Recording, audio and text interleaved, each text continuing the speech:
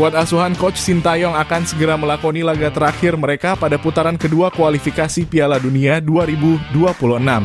Pada laga terakhir ini, Timnas Indonesia akan berhadapan dengan Timnas Filipina dan harus memaksimalkan pertandingan untuk bisa mendapatkan kemenangan. Sebelumnya, Timnas Indonesia berhasil ditekuk dengan skor 2-0 atas Timnas Irak yang membuat skuad Garuda belum bisa mengamankan tiket untuk melaju ke putaran ketiga. Sehingga pada laga terakhir besok melawan Timnas Filipina, Timnas Indonesia mau tidak mau harus benar-benar memaksimalkan pertandingan dengan memetik kemenangan. Pada pertemuan pertama antara Timnas Indonesia dengan Timnas Filipina, skuad Garuda hanya mampu bermain imbang dikarenakan kondisi rumput yang tidak ideal untuk bisa bermain sepak bola. Namun pada laga yang akan berlangsung besok diharapkan rumput yang berada di Stadion Gelora Bung Karno dapat jauh lebih maksimal sehingga Timnas Indonesia dapat memaksimalkan skema permainan di atas lapangan.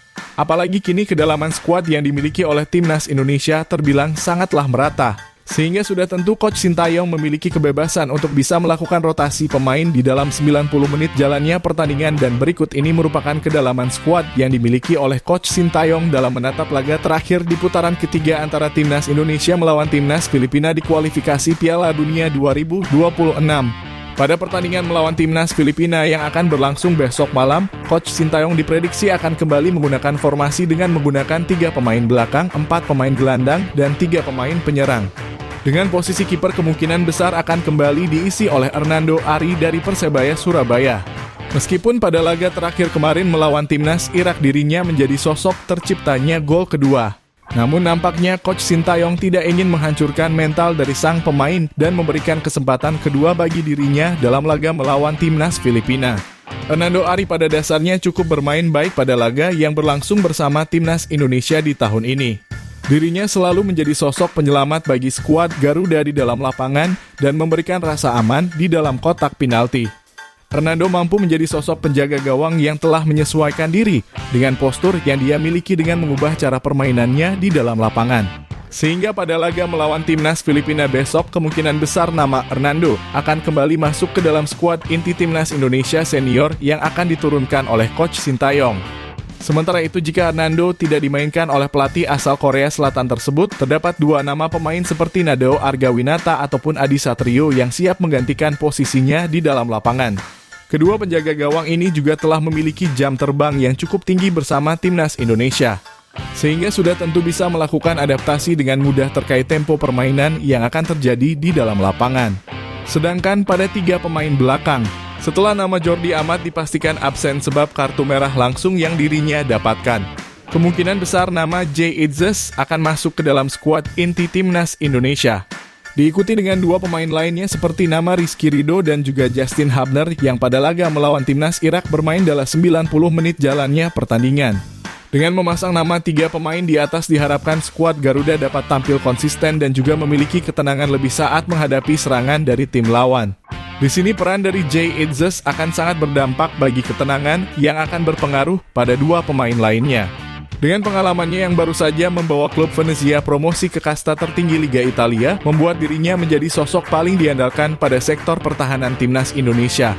Dan pada babak kedua, jika Coach Sintayong ingin melakukan pergantian pemain untuk menstabilkan tempo permainan, nama Muhammad Ferrari dapat menjadi pemain muda yang bisa dimasukkan. Ketenangan yang dirinya miliki dan pengalamannya yang cukup pada Piala Asia U23 kemarin dapat menjadi modal berharga bagi dirinya untuk bisa tampil maksimal pada laga melawan Timnas Filipina besok. Selanjutnya pada posisi sayap pertahanan, Coach Sintayong akan memasang 1 nama pemain yang sebelumnya tampil cukup baik dan 1 nama pemain yang akan melakukan debutnya bersama Timnas Indonesia. Nama Sandy Walsh dan juga Calvin Verdong berkemungkinan besar akan masuk ke dalam skuad inti Timnas Indonesia pada laga melawan Timnas Filipina besok malam. Sandy Walsh akan kembali memainkan perannya sebagai sosok pemain sayap pertahanan Timnas Indonesia yang tangguh. Pada beberapa laga terakhirnya bersama Timnas Indonesia, Sandy dapat bermain dengan sangat baik dan seringkali menciptakan peluang berbahaya yang didapatkan oleh Timnas Indonesia. Sandy Walsh dapat menjalankan skema permainan dari sang pelatih dan seringkali melakukan pergerakan tanpa bola dengan sangat baik. Pada laga melawan Timnas Irak, dirinya bahkan sempat berotasi menjadi seorang striker untuk bisa memaksimalkan pergerakannya di dalam lapangan. Sementara itu, Calvin Verdong akan menjalankan debut pertamanya bersama Timnas Indonesia. Pemain yang baru saja menyelesaikan proses naturalisasinya akan bermain untuk skuad Garuda pada posisi sayap pertahanan. Posisi ini menjadi posisi utamanya di level klub dan diharapkan dirinya dapat memaksimalkan debut pertamanya bersama timnas Indonesia. Calvin memiliki kelebihan di dalam pemanfaatan situasi bola mati dan juga tendangan langsung yang mengarah ke gawang. Hadirnya sang pemain akan menjadi modal berharga bagi pertahanan dan juga penyerangan dari timnas Indonesia. Sedangkan untuk opsi pengganti dari kedua posisi ini, nama Pratama Arhan dan juga Asnawi Mangkualam tentunya akan menjadi opsi utama yang akan dimasukkan oleh Coach Sintayong. Dua pemain ini memiliki stamina yang sangat luar biasa sehingga dapat menjadi sosok pemain yang sangat baik untuk bisa masuk di dalam babak kedua sebagai penambah kekuatan dari timnas Indonesia saat berhadapan dengan timnas Filipina. Selanjutnya pada posisi gelandang timnas Indonesia, nama Tom Hey dan juga Ivar Jenner akan menjadi dua jenderal lapangan tengah. Hadirnya kedua nama pemain ini diharapkan akan menjadi promotor dari serangan timnas Indonesia di dalam lapangan.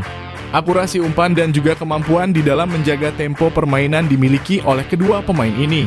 Dengan mengandalkan Tom Hey dan juga Ivar Jenner, Coach Sintayong pastinya berharap mereka berdua dapat memainkan peran mereka dengan sangat baik. Sebab kreativitas permainan dari timnas Indonesia benar-benar akan mengandalkan sosok dua pemain ini yang memiliki kualitas di dalam akurasi umpan kepada rekan setim. Sementara itu, Coach Sintayong juga memiliki opsi di dalam pergantian pemain pada babak kedua. Nama Nathan John dan juga Ricky Kambuaya dapat menjadi opsi tambahan jika timnas Indonesia memerlukan sosok eksplosif untuk mempertebal intensitas serangan. Kedua pemain ini dapat dimasukkan pada awal maupun pertengahan babak kedua di mana stamina dari tim lawan sudah mulai terkuras. Hadirnya tenaga baru akan sangat berguna bagi skuad Garuda untuk memaksimalkan peluang dan mengamankan tiket melaju ke putaran ketiga kualifikasi Piala Dunia. Selanjutnya pada posisi sayap penyerangan, timnas Indonesia akan memasang dua nama pemain seperti Ragnar Oratmangun dan juga Rafael Struijk. Kemampuan dari dua pemain diaspora timnas Indonesia yang satu ini memang tidak mudah untuk bisa digantikan dengan pemain lain.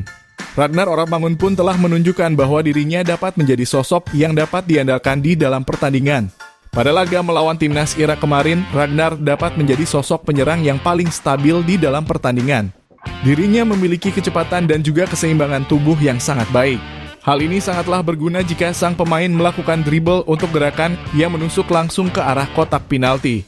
Selain itu, Rafael Struijk dengan kemampuannya dalam melakukan penguasaan bola sampai saat ini juga masih tidak dapat tergantikan. Dirinya menjadi sosok penyerang tangguh yang dapat melakukan tekanan kepada timnas lawan.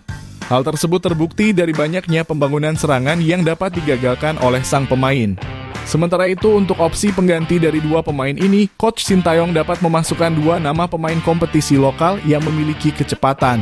Seperti dengan memasang nama Yakob Sayuri dan juga Egy Maulana Fikri. Keduanya merupakan sosok pemain sayap yang gemar melakukan kerjasama tim untuk bisa menciptakan keunggulan.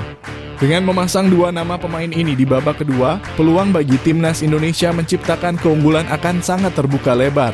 Dan yang terakhir pada posisi penyerang tengah, nama Marcelino Ferdinand berkemungkinan akan masuk sebagai pemain tanpa peran. Pada pertandingan ini, Marcelino akan melakukan pergerakan dengan fleksibel untuk bisa membantu para rekan setimnya menciptakan peluang. Marcelino merupakan sosok gelandang serang yang sampai saat ini tidak tergantikan. Bahkan dirinya selalu dimasukkan selama 90 menit jalannya pertandingan di dalam setiap laga.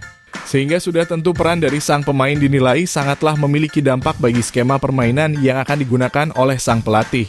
Sedangkan untuk opsi pengganti dari Marcelino Ferdinand itu sendiri, Coach Sintayong memiliki opsi untuk memasang nama Dimas Derajat sebagai ujung tombak dan kekuatan tambahan untuk menciptakan keunggulan. Performa yang akan ditunjukkan oleh sang pemain pada laga melawan timnas Filipina akan mempengaruhi karirnya bersama timnas Indonesia di masa yang akan datang. Jika dirinya tidak dapat menunjukkan performa maksimal, bukan tidak mungkin jika dirinya dapat digantikan dengan pemain lainnya yang memiliki posisi serupa pada ajang internasional timnas yang akan datang. Itulah tadi merupakan kedalaman skuad yang dimiliki oleh Coach Sintayong dalam menatap laga terakhir di putaran ketiga antara timnas Indonesia melawan timnas Filipina di kualifikasi Piala Dunia 2026. Jangan lupa tulis pendapat kalian di kolom komentar.